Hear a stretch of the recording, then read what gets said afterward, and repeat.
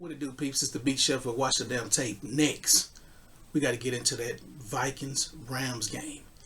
And what are the Cowboys going to do next?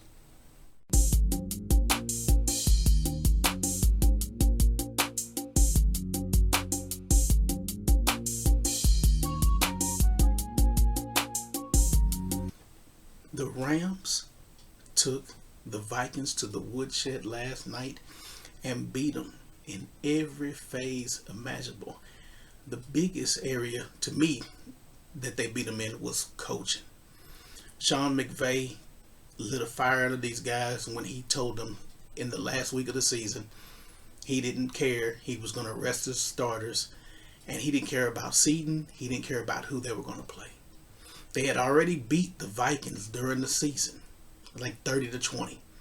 So he already knew the Vikings, what they were all about. And he knows Kevin O'Connell. So he had that in his back pocket. But just the confidence that he infused into his guys, especially with what they had going on in LA with the fires and everything, they're playing in a neutral site, but it was more like a road home game. They were the home team, but the crowd was heavily towards the Vikings. They came out, established the run and that play action. Matt Stafford was hitting shots. They went down the field with ease on the Vikings.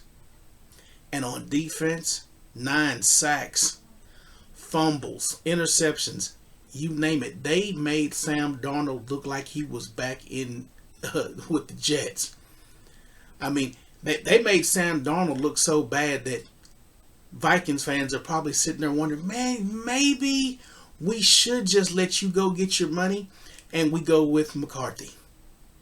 That's always a good option, because you don't want to overpay for a mid-tier quarterback like the Cowboys did with Dak Prescott. So the Vikings, you got your young quarterback, you believe in him, he's on a cheap deal. You could go forward and you can let Darnold walk. But last night, they got dominated. The Vikings held the ball longer, had statistically more yards, total yards, than the Rams, but it was what the Rams did in key moments. The fumble recovery by Verse for like 58 yards. I mean, every time Sam Darnold dropped back, he was moving around the pocket, never looked comfortable. They got him off his square. But it was an excellent win. I'm looking forward to next week. The Rams are not to be slept on. And they put the league on notice that, hey, we'll go into your house, neutral house, and we will beat the brakes off of you. So I'm looking forward to the Rams game next week. Next, Jerry freaking Jones. Him and McCarthy couldn't come to a decision. They said it was about years. Jerry had recently been talking about incentive programs for coaches, which I don't think is a bad idea, because some of these coaches suck. But Jerry Jones needs to put an incentive plan on him being the general manager, because he would have been fired a long time ago and he wouldn't have made any bonus criteria. But it's going to be interesting to see what they do. Tonight is the 12 o'clock tonight on Tuesday is the official let go for Mike McCarthy, so he can go talk to anybody Wednesday morning. Anybody. And there's going to be teams lined up. It's one thing that Jerry Jones did do positive for Mike McCarthy is he revitalized his career, because everybody looked at Mike McCarthy as the clown after Aaron Rodgers, kind of threw him under the bus when he got fired. And so Mike McCarthy actually got a chance to revitalize his career and show people that he could still coach, even though. And then the other thing that Mike McCarthy did was he won in spite of having Dak Prescott, which is impressive in itself, because Dak's not the greatest quarterback. He's a mid-tier quarterback as well, and he won, consistently won 12 games with Dak Prescott at the helm. And basically running Kellen Moore's offense, Jason Garrett's offense, to be exact. Not running his own stuff, just throwing in wrinkles because he didn't want to disturb the growth of Dak Prescott.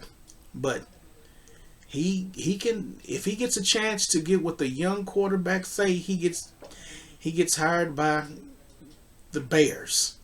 He can mold Caleb Williams.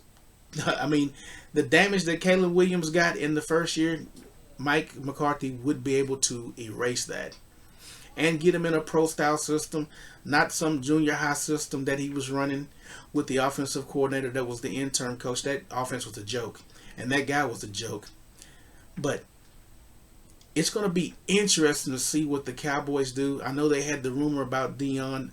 I think that was all hype, but I guarantee you that makes it makes up for the Rooney Rule by him calling Dion, because they can say it was a phone interview. I don't think there's a rule that says it specifically has to be an in-person sit-down interview. Dion could have said, you know what, Jerry, I'll do this because it'll boost my profile at Colorado, that I was mentioned in the same breath as other coaches for the Cowboys job. And it'll put pressure on Colorado to say, you know what, we need to lock this dude up because he might leave. So Dion wins, Jerry wins. He gets the Rooney Rule out the way with somebody that's credible. Because nobody, I don't think Aaron Glenn's gonna come down here. I don't think, the last time he did the Rooney Rule, he had the coach from the Raiders, Hugh Jackson. He interviewed Hugh Jackson, which Hugh Jackson wasn't going to get the job, and everybody knew it. He just did his little due diligence to abide by the rule, and then he went and hired the guy he wanted, which was McCarthy. And I think he interviewed Ron Rivera too, so he had two people that would have qualified under the Rooney Rule. But I think the Dion call was to satisfy the Rooney Rule, and the league will go wink wink, and he'll wink wink back, and they'll be like, okay, we'll take that. Now you can go get your guy. But he's late in the process. I doubt very seriously if Ben Johnson wants to come down to Texas to this shit show and be the coach with Jerry Jones as the owner and the general manager. He might see better waters elsewhere. He might even want to go to Jacksonville with the young Trevor Lawrence still in his mid-20s. And still can, maybe he can resurrect that guy's career. But I don't see Ben Johnson coming to Dallas. I don't see Aaron Glenn coming to Dallas. But whoever it is, it will be something that shocks everybody. And it probably won't take place until the week of the Super Bowl.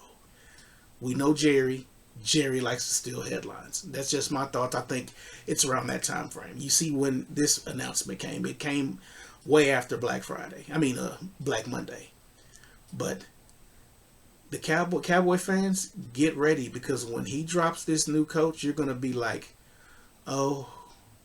And then the media is going to sell the hell out of the coaching job and the hire.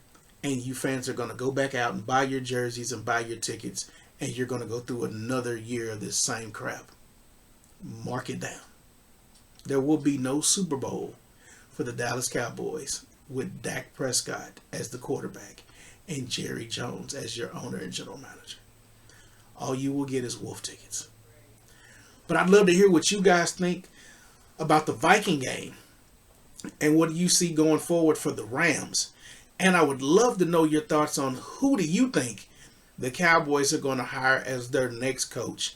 Every coach has been fired by Jerry Jones. So this will be the newest hire and the next person to get fired if Jerry Jones lives to see it. New subscribers, thank you for joining us, joining this mission to put out good content. Old subscribers, I appreciate you for rocking with me.